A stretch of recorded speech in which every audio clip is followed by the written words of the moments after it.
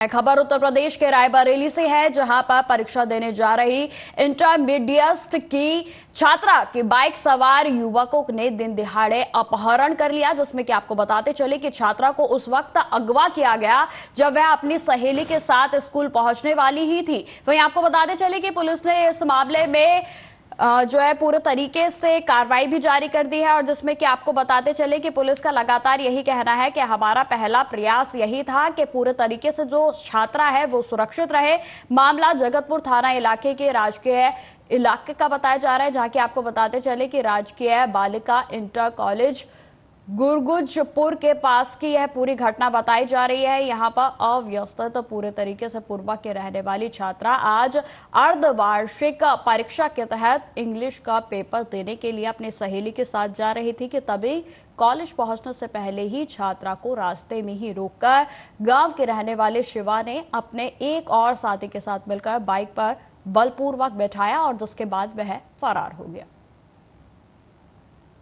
क्या हुआ है आज आपके साथ जो लड़की जा रही थी? हम लोग स्कूल से घर से स्कूल जा रहे थे, और क्या कहते हैं, जब रास्ते में हम लोग पट्टी वाली सड़क पर मुड़े तो लाडो का पीछे से बैग खींचे दो लड़के थे, और क्या कहते हैं, तो लाडो बोली ज़्यादा बदतमीजी ना करो, चले जाओ चुपचाप यहाँ से। तो बोले कि रुको, तो हमको वो बोले, तो लाडो बोली कि हम नहीं रुकेंगे। तो हमसे लाडो बोली तेज से साइकिल भगाओ। फिर उसके बाद बोले कि रुक जाओ चुपचाप, और क्या कहते हैं, वो जाके साइकिल के आगे कर दिए उनके बाइक, तो वो उतर गई। फिर गिरने से बच गए और उतर गई। तो हम कहे कि लाडो रुको ना, चलो। फिर उसके बाद वो लोग खींच के क्या कहते हैं, उनको बाइक में बैठाने लगे, तो हम साइकिल तुरंत फेंके और उनको जाके पीछे से पकड़ के हमने घसीटा। तब तक हमारा तेज से मार दिए हमको, पीछे हम गिर गए, और उसके बाद वो लोग लेके चले गए। तो उधर से तृप्ति के पापा लौट रहे थे, हम कहे अंकल जल्दी से बचाओ लाडो को लेके चले गए। उसके बाद हम क्या कहते हैं, फिर खूब तेज साइकिल चला के स्कूल में जाकर साइकिल फेंकी, तुरंत विकास सर जी के पास जाके बताया कि सारी मैम से घर को फ़ोन कराया सर। अच्छा, उस जो पल्सर थी उसका क्या नंबर आपने याद? 21 था, इतना हम अच्छे से देख नहीं पाए। हमारा नाम निकल किशोर बाजपेयी। कहाँ के रहने वाले? और क्या हुआ है आज पूरा मामला? आज सर हमारी लड़की पेपर देने जा रही थी। हाँ। 12 बजे। क्या नाम है? ऋचा बाजपेयी। कहाँ पढ़ती है? राजकीय बालिका कॉलेज इंटर कॉलेज गुरगुजपुर। क्या हुआ उसके साथ? उसके साथ रास्ते में सर दो लौंडे आए और मास्क लगाए हुए थे, उसको साइकिल से गिरा करके हाँ। और उठा के वो लेके भाग गए। बाइक सवार कितने लोग थे? 2 लोग। एक बाइक से थे? जी। उठा ले गए। उसके बाद सर कोई अभी तक पता नहीं चला। पुलिस को सूचना दी? जी। अभी तक कोई जानकारी नहीं मिल रही। हमारा नाम आज दिनांक 23 अक्टूबर 2024 को वादिनी ग्राम पूरे बस्ती थाना जगतपुर द्वारा थाना स्थानीय पर तहरीर देकर बताया गया कि उसके ही गांव के शिवा व एक साथी द्वारा वादिनी की पुत्री को स्कूल जाते समय अपहरण कर लिया गया है। प्राप्त तहरीर पर सुसंगत धाराओं में अभियोग पंजीकृत किया गया है। टीमें गठित कर अपहर्ता की सकुशल बरामदगी हेतु प्रयास किए जा रहे हैं। वैधानिक कार्रवाई प्रचलित है। उत्तर प्रदेश के रायबरेली में बाबा का बुलडोजर पूरे तरीके से गरज रहा है। आपको बताते चले कि यहाँ के बछरावा बाजार की गल्ला मंडी में 36 दुकानों पर पीला पंजा चला, और इस दौरान व्यापारियों के बीच भारी विरोध और साथ ही साथ उन्हें नजरअंदाज करते हुए प्रशासनिक अधिकारियों ने कार्रवाई जारी रखी। और इस दौरान मौके पर मौजूद रही महाराजगंज की उप जिला अधिकारी ने बताया कि गल्ला मंडी में दुकानदारों ने अतिक्रमण कर रखा था, और जिसमें कि 36 दुकानों पर पहले ही नोटिस देकर उन्हें बता दिया गया था, लेकिन उन्होंने सड़क पर अतिक्रमण किया, जिससे की वजह से जो है पूरे तरीके से आवागमन भी बाधित हो रहा था। जिसमें कि आपको बताते चले कि नोटिस पीरियड खत्म होने के बाद अतिक्रमण के खिलाफ यह कार्रवाई की गई है। ये अतिक्रमण अभियान वैसे तो पहले ही चलना चाहिए था, और उसके लिए नोटिस भी जारी किए गए थे, और माननीय हाई कोर्ट के आदेश के अनुसार इसका अनुपालन कराया गया है। लगभग 145 करीब कुछ इसमें नोटिस में नाम थे, बाकी और भी जोड़े गए, लेकिन ये अभी सिर्फ उस नोटिस के आधार पर ही की गई, लेकिन बाकी और कार्रवाई भी आगे कराई जाएगी, और ये कार्रवाई अभी चलती रहेगी। बाकी वही जो पहले नोटिस के आधार पर करी गई है, बाकी और जहाँ भी अतिक्रमण है उस सब पर भी कार्रवाई की जाएगी। ये अतिक्रमण देखिए, ये अवैध अतिक्रमण पर जो आज बुलडोजर चलाया जा रहा है, ये कुछ लोगों की आपसी दुश्मनी के नतीजे के फलस्वरूप है। बछरावा बाजार में आर्थिक रूप से कमजोर व्यापारी जो रहते हैं, किसी प्रकार से अपनी गुजर बसर करते हैं और इस जो इंक्रोचमेंट हटाया जा रहा है, उस इंक्रोचमेंट के हटाने से आवागमन पर कोई प्रभाव नहीं पड़ेगा और न इससे कोई इस तरीके का इंक्रोचमेंट हटा देने से किसी प्रकार की समस्या का समाधान होगा। इसलिए आवश्यकता इस चीज की है कि इस तरीके से गरीब व्यापारियों को परेशान न किया जाए और उनके लिंटर वगैरह न तोड़े जाएं, ये ज्यादा अच्छा होगा। उत्तर प्रदेश के अलीगढ़ में सोशल मीडिया पर लगातार लॉरेंस बिश्नोई की पोस्ट वायरल होने के बाद अलीगढ़ में हंगामा होना भी शुरू हो चुका है। आपको बताते चले कि जिसमें लॉरेंस बिश्नोई की पोस्ट दिखाकर नेताओं को धमकियां दी जा रही हैं और इसी को लेकर युवा कांग्रेस कमेटी के द्वारा बड़ा प्रदर्शन किया गया। इस दौरान पोस्ट में राहुल गांधी और असदुद्दीन ओवैसी के खिलाफ जान से मारने की धमकी भरा पोस्टर सोशल मीडिया पर वायरल करने वाले आरोपी के खिलाफ प्रदेश सचिव कांग्रेस कमेटी राजा भैया के द्वारा अलीगढ़ के थाना सिविल लाइन में जबरदस्त प्रदर्शन किया गया।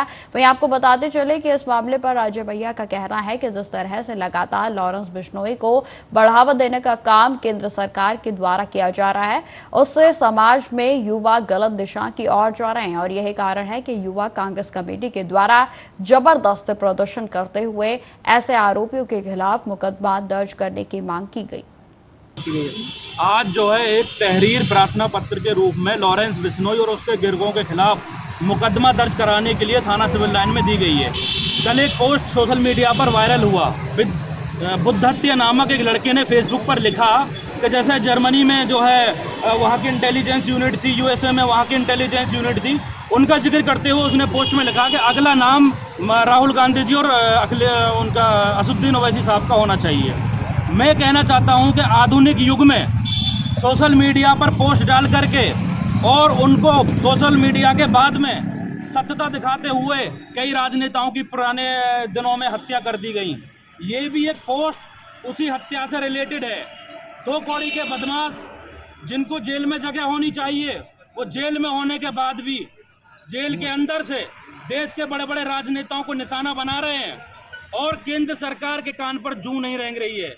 एक कुख्यात अपराधी जिसको आतंकी की श्रेणी में शामिल किया गया, वो जेल में बैठने के बाद तमाम तरीके की धमकियां जेल के अंदर से लगातार दे रहा है। पिछले दिनों बाबा सिद्दीक की हत्या कर दी गई, उसके बाद में सिद्धू मूसेवाला को मार दिया गया। अब सलमान खान, राहुल गांधी, असदुद्दीन ओवैसी को टारगेट किया जा रहा है। हमारी ये मांग है प्रशासन से, उसके खिलाफ मुकदमा पंजीकृत किया जाए। अगर केंद्र सरकार नपुंसक बनकर बैठी हुई है तो युवा कांग्रेस के साथियों को जिम्मेदारी दी जाए। ऐसे 2 कौड़ी के बदमाशों का इलाज करने के लिए हमारी युवा टीम काफ़ी है। और मैंने निवेदन किया था इंस्पेक्टर साहब से कि आप इसकी विवेचना करवा कर मुकदमा पंजीकृत करिए। ये मुकदमा दर्ज होना बहुत ही आवश्यक है। अगर इस तरीके से सोशल मीडिया पर पोस्ट वायरल होती रहेंगी तो देश में किस तरीके का आतंक फैलेगा, आप अंदाजा लगाइए। और जब बाबा सिद्दीक के शूटर अरेस्ट किए गए, उसके बाद में प्रेस कॉन्फ्रेंस कर दे रहे हैं। ये देश कहाँ जा रहा है? आतंकी श्रेणी से लेकर अपराधी के लोग सत्ता के संरक्षण में पल रहे हैं और वो विपक्ष को अपना निशाना बना रहे हैं।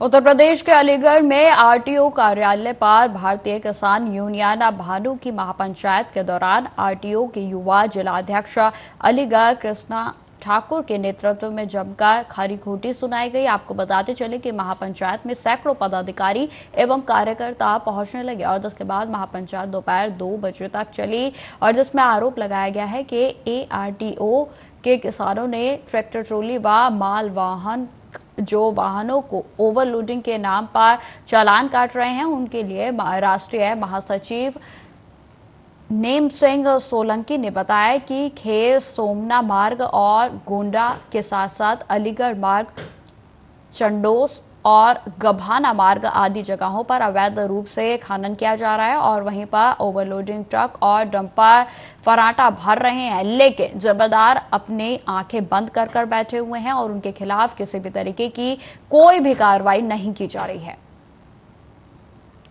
ऐसा है आरटीओ अलीगढ़ जो है वो किसानों का उत्पीड़न कर रहा है। किसानों का उत्पीड़न कैसे कर रहा है? इस समय किसान की फसल पक के तैयार है, किसान अपनी फसल को मंडी बेचने जा रहा है, जैसे धान की फसल है, कपास की फसल है, बाजरा की फसल है, और यहाँ पे आरटीओ जो ARTO है प्रवेश कुमार सिंह जी, वो किसानों के ओवरलोडिंग पे चालान कर रहे हैं। एक का हमारी एटा जिले से दूसरे वाले हाथ के ऊपर करवाई थी, जलेसर तहसील वाले हाथ से एक किसान अपनी फसल को खैर मंडी में बेचने के लिए जा रहा था, जहां पे उन्होंने एक का 41,000 का चालान किया, एक का 36,000 का चालान किया। अब एक बात बताइए, मैं मीडिया के माध्यम से पूछना चाह रहा हूं, जब किसान अपनी फसल को खेत से लेके जा रहा है तो क्या वो तोल के लिए जाएगा कि ये 1-2 कुंटल फालतू है या ओवरलोडिंग के दायरे में आ रही है? किसान तो भाई ऐसी ले जाएगा जैसे उसकी जितनी कैपेसिटी है मैक्स में या किसान की ट्रैक्टर ट्रॉली में उसमें उसी हिसाब से करके ले जाएगा। इन्होंने उसका एक का 41,000 का चालान काटा, एक का 36,000 का चालान काटा। इसके विरोध में भारतीय किसान भानु ने आज यहाँ पे हमारी महापंचायत की, जिसमें हमारे 6 बिंदु थे, जिनमें पहला बिंदु था कि भारतीय किसान भानु की के द्वारा जो ट्रैक्टर ट्रॉली जो किसानों के जा रहे हैं उन ट्रैक्टर ट्रॉलियों का चालान न किया जाए जिसमें किसान की फसल भरी हो। पहला। दूसरा बिंदु था हमारा कि किसानों की जो भारतीय किसान भानु की जो गाड़ियाँ हैं RTO वगैरह जो उनका चालान करते हैं वो चालान न करें भारतीय किसान भानु की किसी भी गाड़ी का। तीसरा था कि अवैध ओवर डंपर चल रहा है हमारे यहाँ पे अवैध तरीके से, सोमना खेर मारो हो, चंडोस गवाना मारो हो, घोड़ा अलीगढ़ मारो हो, सभी जगह अवैध तरीके से रात में ओवरलोडिंग डंपर चलते हैं, ट्रक चलते हैं। केवल इन्हें वो नहीं दिखाई देते, केवल किसान की ट्रैक्टर ट्रॉली दिखाई देते हैं। इसीलिए भारतीय किसान भानु ने यहाँ महापंचायत की थी और जिस गाड़ी का इन्होंने चालान किया था उसका इन्होंने हमें पूर्ण आश्वासन दिया है कि 2 दिन में हम उनकी जो चालान हुआ है उसकी हम पूरी तरह से रिकवरी करा के CGI से जैसे भी रिकवरी करा के 2 दिन में हम उनका पैसा रिफंड करा देंगे। अगर नहीं होता है ऐसा तो भारतीय किसान भानु के द्वारा इनके खिलाफ कार्रवाई करने के लिए माननीय राष्ट्रीय अध्यक्ष भानु प्रताप सिंह जी परिवहन मंत्री के लखनऊ मौजूद हैं और 2 दिन में हमारी समस्या का समाधान नहीं होता इसका तो हम इनके खिलाफ कार्रवाई करेंगे। ऐसा है। किसान भाइयों द्वारा ये प्रदर्शन किया गया था जिसमें ये कहा गया कि किसी प्रकार की अगर ट्रैक्टर ट्रॉली है जिसमें खेती के लिए उनका सामान जा रहा है, धान चावल और इस तरह की जो भी चीज़ें जा रही हैं उनका चालान ना किया जाए, और इस चीज़ को हमें भी एश्योर किया गया कि बिल्कुल नहीं किया जाएगा और उसका रजिस्ट्रेशन करा ले और किसी प्रकार की ऐसी खनन सामग्री ना ले जाएं जिससे कि कार्रवाई करना पड़े। अगर खनन सामग्री ले जाना है तो उसे कृपया कमर्शियल में रजिस्ट्रेशन करा लें। इसके नाम ज्ञापन दिया था, क्या मांगे रखी गई है? ये है भारतीय किसान यूनियन भानु का, जिसमें कई सारे पॉइंट्स हैं और यही इन लोगों ने लिखा है कि जो ट्रैक्टर ट्रॉली हैं उनका चालान ना किया जाए, फसल जिसमें रहती है उनका चालान ना किया जाए। और सेकंड बिंदु इनका ये है कि पशुओं का चारा वगैरह ले जाने के लिए रहती हैं तो उनका चालान ना किया जाए। इसके अलावा जिन गाड़ियों पे किसान भारतीय किसान यूनियन भानु का झंडा, पट्टी और आई कार्ड लगा हो तो इसका चालान न किया जाए। जो इसमें बिंदु हैं वो मैं बिंदु बता रहा हूँ। प्लस क्षेत्रीय परिवहन कार्यालय में कुछ कर्मचारी गाड़ियों के ट्रांसफ़र, लाइसेंस और इसके लिए पैसे की अगर कोई डिमांड करता है तो उन्हें चिन्हित किया जाए, और अगर कुछ गाड़ियाँ ऐसी हैं जो बंद हैं तो उनका चालान जो है नहीं किया जाए। उनका कहना है कि इसमें खेती का सामान था तो उसको हम लोग देखेंगे कि खेती का सामान था या क्या था।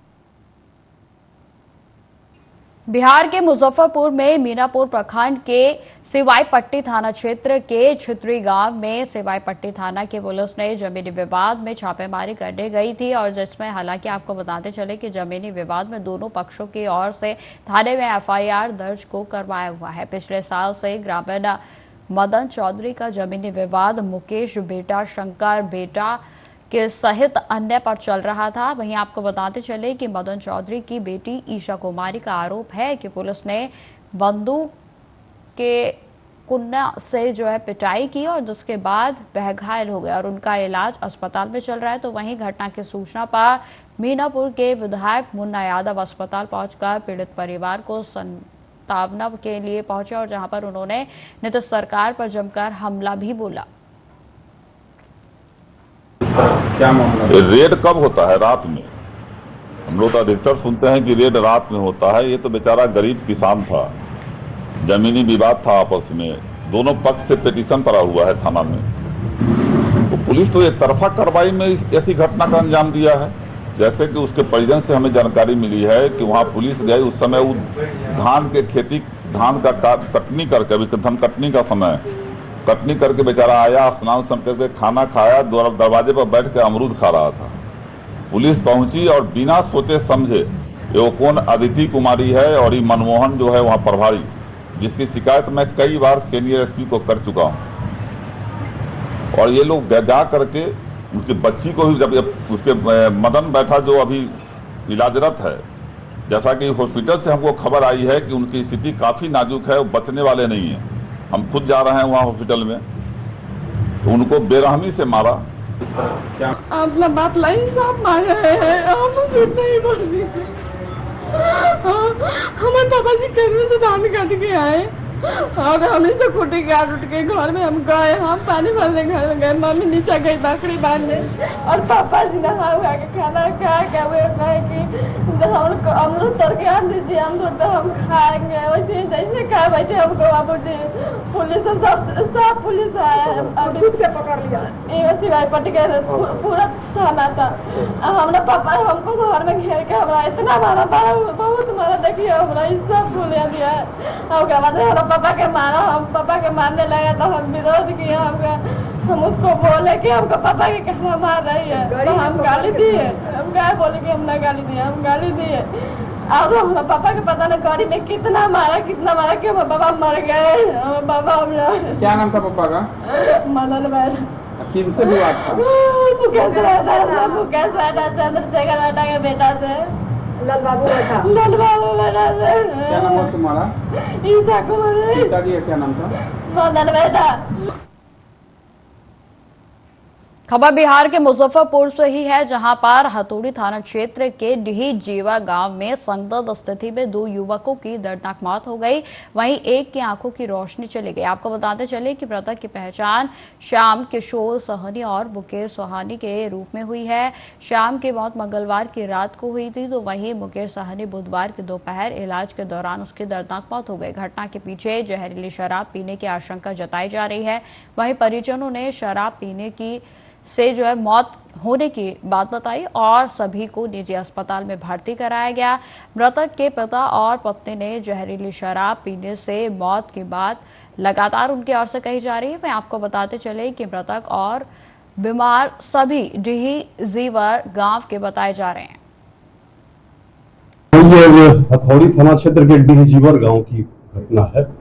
इसमें जो प्रथम दृष्टया सूचना प्राप्त हुई कि ये वहाँ बहुत देर से सूचना प्राप्त हुई कि एक वहाँ के श्याम शामी हैं जिनका डेथ हो चुका है और दो लोग अभी कहीं पे इलाज करा रहे हैं। जो प्रारंभिक पुलिस ने अनुसंधान किया उससे कोई तथ्य सामने नहीं आ पाया और इसकी पुष्टि भी नहीं हो पाई कि आखिर उन्होंने, लेकिन परिजनों द्वारा और गांव ग्रामीणों द्वारा ये बताया जा रहा है कि उन्होंने कि कोई ऐसा पदार्थ का सेवन किया, जैसे कि पहले प्रथम दृष्टया बता रहे थे कि जो पेंट में जो डाला जाता है थिनर या जिसको प्राइमर बोलते हैं, उसको पानी समझ के पी लिया था वो लोग। और क्योंकि मग में जो नहाने वाला मग होता है उसमें रखा हुआ था, पेंट भी हो रहा था घर में। तो अभी पुलिस अनुसंधान कर रही है।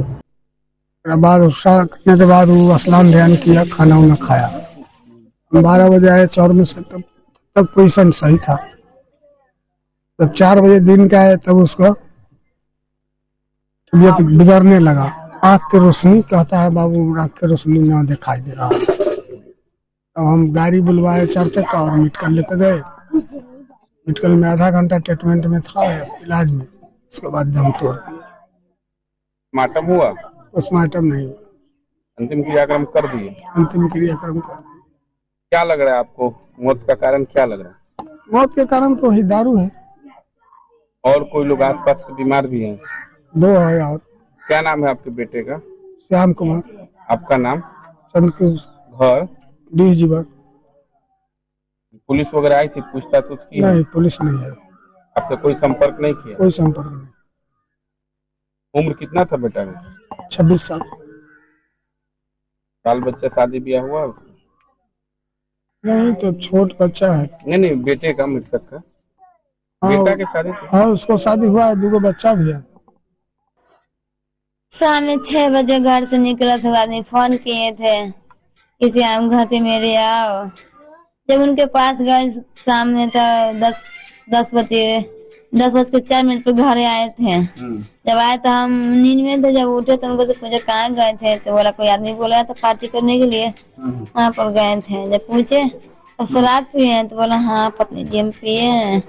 उसके बाद बोले कितना आदमी थे, तो बोले 4 आदमी थे।